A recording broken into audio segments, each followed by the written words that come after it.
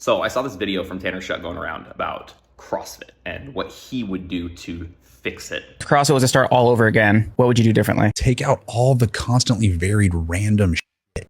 I've seen him use this exact same phrase a couple times, constantly varied with random.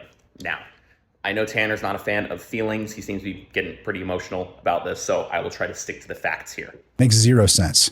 Tanner seems to be a fan of traditional strength training, bodybuilding. Prioritize what really matters, and that's basic barbell strength, basic body weight strength. Of these traditional strength training, body weight, barbell, how do you get better? That's through progressive overload.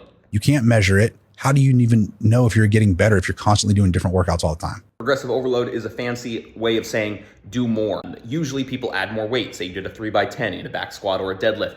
Next time you do 3x10 at 155 instead of 135, then 165, 175, so on and so on. But that's not the only way that you can progressively overload. Makes zero sense. You can overload by doing more reps. You can overload by doing the reps faster.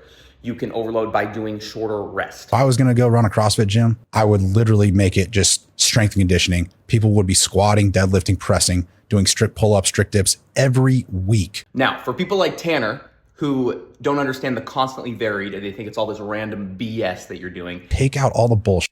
Constantly varied is a CrossFit term. It's basically CrossFit's fancy way of saying progressive overload. Makes zero sense. Just because you are constantly varying between movement patterns and time domains does not mean that you are not doing it with intent and you are not measuring.